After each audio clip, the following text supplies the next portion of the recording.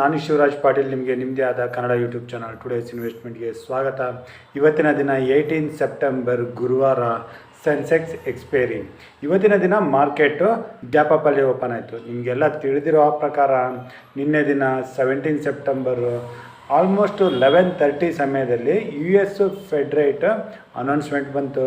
US fed chairman 0.25 basis points rate ಕಟ್ನ announcement ಮಾಡಿದ್ರು. ಹಾಗೂ ಅವರ ಸ್ಪೀಚಲ್ಲಿ ಅವರು ಹೇಳಿದ್ದು, ಈಗ ಏನು ಎಂಪ್ಲಾಯ್ಮೆಂಟ್ ಇಶ್ಯೂ ನಡೀತಾ ಇದೆ US ಅಲ್ಲಿ, ಸೊ ಅದಕ್ಕಾಗಿ ಬರೋ ದಿನಗಳಲ್ಲಿ ಕೂಡ ಈ ಇಯರಲ್ಲಿ ಅನದರ್ 2 ರೇಟ್ ಕಟ್ನ ಮಾಡೋ ಕ್ಲೂನ ಕೊಟ್ಟರು. ಅಲ್ಲಿಂದ US ಮಾರ್ಕೆಟಲ್ಲಿ ಇನಿಷಿಯಲಿ ಮೂಮೆಂಟಮ್ಮು ಅಪ್ ಮೂವ್ ಅಲ್ಲಿ ಇತ್ತು, ಆದರೆ ಅಲ್ಲಿಂದ ಪ್ರಾಫಿಟ್ ಬುಕಿಂಗ್ ಬಂತು. ಅದಾದಮೇಲೆ ಇವತ್ತಿನ ದಿನ ಅಗೇನ್ US ಫ್ಯೂಚರ್ಸಲ್ಲಿ ಪಾಸಿಟಿವ್ ಮೂಮೆಂಟಮ್ ಇತ್ತು. ಸೊ ಅದೇ ರೀತಿ ಇಂಡಿಯನ್ ಮಾರ್ಕೆಟ್ ಕೂಡ ಓಪನಿಂಗಲ್ಲೇ ಗ್ಯಾಪ್ ಅಪ್ಪಲ್ಲಿ ಓಪನ್ ಆದಮೇಲೆ ಹೈಯರ್ ಲೆವೆಲಿಂದ ನಿಯರ್ 25,450 ಇಂದ 500 ರೆಸಿಸ್ಟೆನ್ಸ್ ಲೆವೆಲ್ ಅಂತ ಕೂಡ ನಾವು ಡಿಸ್ಕಸ್ ಮಾಡಿದ್ವಿ. ಅಲ್ಲಿಗೆ ಬಂದಮೇಲೆ ಅಲ್ಲಿಂದ ಪ್ರಾಫಿಟ್ ಬುಕಿಂಗ್ ಬಂತು. ಆದರೆ ಪ್ರಾಫಿಟ್ ಬುಕಿಂಗ್ ಕೂಡ ಹೆಚ್ಚಾಗಿರಲಿಲ್ಲ. ಸೆಕೆಂಡ್ ಹಾಫಲ್ಲಿ ಆಫ್ಟರ್ 2:30 ಬೆಳಗ್ಗೆಯಿಂದ ಬಂದಿರೋ ಕರೆಕ್ಷನ್ ಎಲ್ಲ ಅಗೇನ್ ರಿಕವರಿ ಕಂಡು ಡೇ ಹೈನಲ್ಲಿ ನಿಫ್ಟಿ ಕ್ಲೋಸ್ ಆಯಿತು. ನಿಫ್ಟಿ ಜೊತೆ bank Nifty, select mid cap Nifty ಎಲ್ಲ ಇಂಡಸ್ಟ್ರೀಸಲ್ಲೂ ನಾವು ಮೂಮೆಂಟಮ್ನ ನೋಡಿದ್ವಿ. ಸೊ ಇವು ಎಲ್ಲದ್ರ ಬಗ್ಗೆ ಹಾಗೂ 19 ಸೆಪ್ಟೆಂಬರಲ್ಲಿ ನಾವು ಯಾವುದೆಲ್ಲ ಪಾಯಿಂಟ್ಸ್ನ ಇಟ್ಕೊಂಡು ಟ್ರೇಡ್ ಮಾಡೋಕ್ಕೆ ನೋಡ್ಬೋದು ಅಂತ ಈ ವಿಡಿಯೋದಲ್ಲಿ ನೋಡೋಕ್ಕೆ ಶುರು ಮಾಡೋಣ. ಸೊ ನಾನೀಗ ಸ್ಕ್ರೀನ್ಗೆ ಹೋಗ್ತಾ ಇದ್ದೀನಿ. ಸೊ ಇವತ್ತಿನ ದಿನ ನಿಫ್ಟಿ 25,423 ಹತ್ರ 45 ಮಿನಿಟ್ಸಲ್ಲಿ ರಿಕವರಿ ಕಂಡು ಡೇ ಹೈಯಲ್ಲಿ ಬಂದು ಕ್ಲೋಸ್ ಆಯಿತು. ಸೊ ಇಲ್ಲಿ ಇವತ್ತಿನ ದಿನ ಹೈಯರ್ ಲೆವೆಲಲ್ಲಿ ಗ್ಯಾಪಲ್ಲಿ ಓಪನ್ ಆದಮೇಲೆ ಇಲ್ಲಿ ಗ್ಯಾಪ್ನ ಫೀಲ್ ಮಾಡಿ ರಿಕವರಿ ಆಯಿತು ಅಂತ ಕೂಡ ನಾವು ಹೇಳ್ಬೋದು. ಇಲ್ಲಿ ನಾವು ಮೊದಲೇದಾಗಿ ಟೆಕ್ನಿಕಲಿ ಡಿಸ್ಕಸ್ ಮಾಡಬೇಕು ಅಂತಂದರೆ, ನಾಳೆ ದಿನ ಈ ಮೂಮೆಂಟಮ್ ನಂತರ ನಿಫ್ಟಿ ಇವತ್ತಿನ ದಿನದ ಹೈ ಮೇಲೆ ಓಪನ್ ಆಗಿ ಅಲ್ಲಿ ಟ್ರೇಡ್ ಆಗೋಕ್ಕೆ ಶುರು ಆದರೆ ಆಗ ನೆಕ್ಸ್ಟ್ ಅಪ್ ಮೂವ್ ಬರ್ಬೋದು.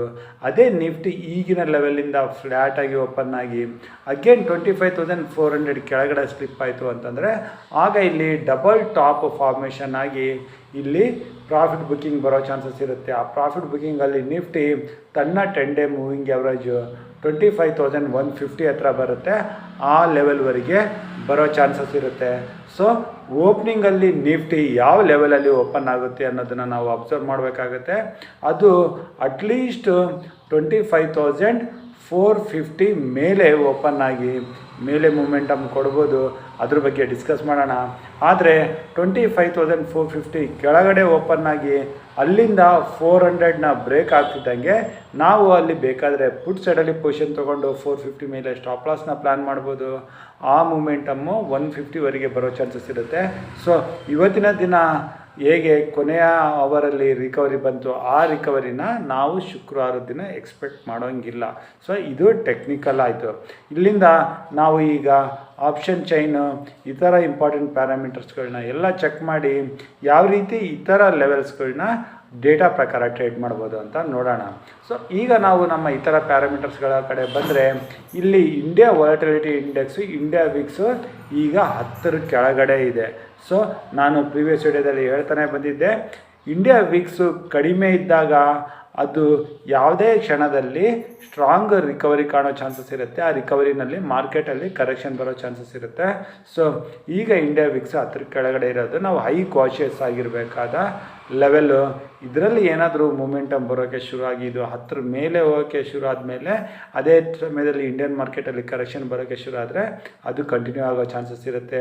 ಸೊ ಆ ರೀತಿ ಮೂಮೆಂಟಮ್ಗೆ ಯಾವುದೇ ಅನ್ಎಕ್ಸ್ಪೆಕ್ಟೆಡ್ ನೆಗೆಟಿವ್ ನ್ಯೂಸ್ ಕೂಡ ಆಗಿರುತ್ತೆ. ಹಾಗಾಗಿ ನಾವು ಮಾರ್ಕೆಟ್ ರಿಲೇಟೆಡ್ ನ್ಯೂಸ್ಗಳ ಕಡೆ ಕೂಡ ಗಮನ ಕೊಡಬೇಕಾಗುತ್ತೆ. ಇನ್ನು ನಾವು ಬ್ರೆಂಟ್ ಕ್ರೂಡ್ ಆಯಿಲ್ನ ಚೆಕ್ ಮಾಡಿದ್ರೆ ಬ್ರೆಂಟ್ ಕ್ರೂಡ್ ಆಯಿಲ್ 67 ಹತ್ರ ಇದೆ.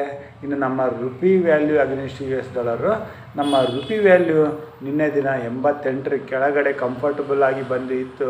ಆದರೆ ಇವತ್ತಿನ ದಿನ ಅಗೇನ್ 88, ಅದು 88 ಮೇಲೆ ಬಂದು 88.07 ಹತ್ರ ಇದೆ.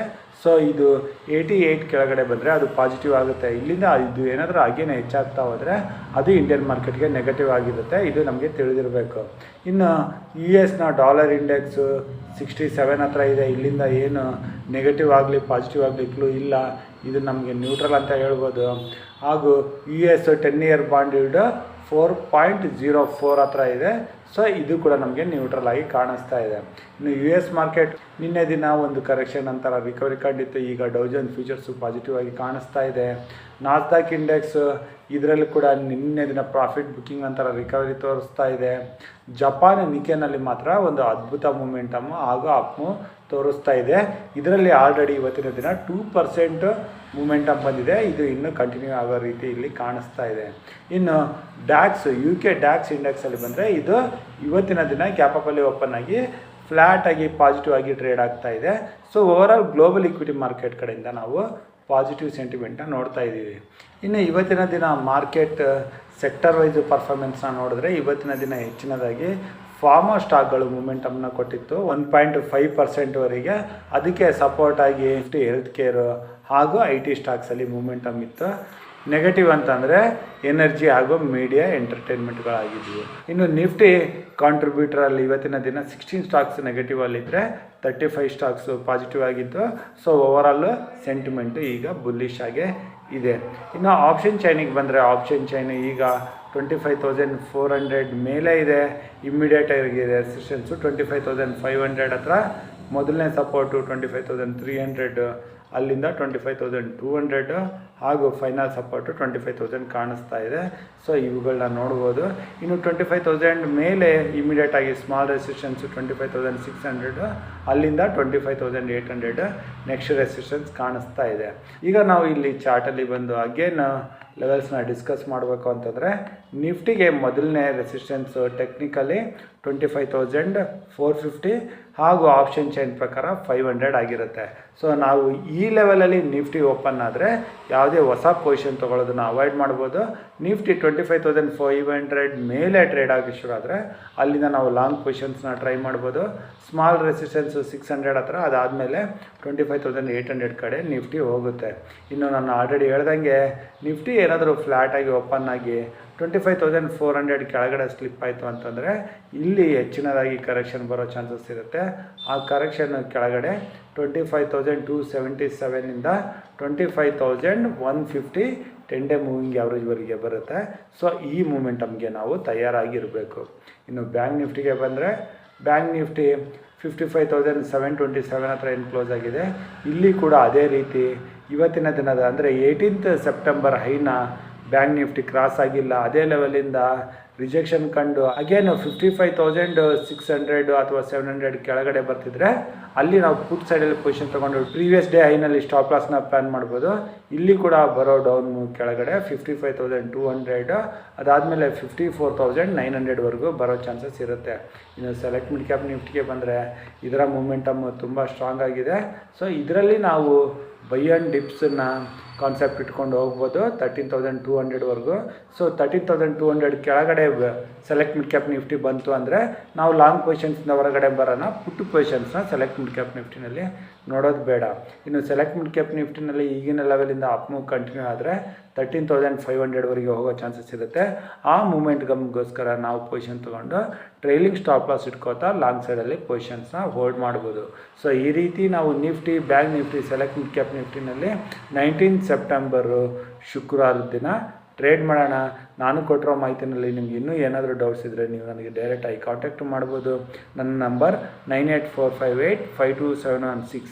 ಸೊ ಇಷ್ಟು ಹೇಳ್ತಾ ಇವತ್ತಿನ ವೀಡಿಯೋ ಇಲ್ಲಿಗೆ ಮುಗಿಸ್ತಾ ಇದ್ದೀನಿ. ನನ್ನ ಮುಂದಿನ ವೀಡಿಯೋ ಬರೋವರೆಗೂ ನಿಮಗೆ ನನ್ನ ಕಡೆಯಿಂದ ಧನ್ಯವಾದಗಳು. Thank you.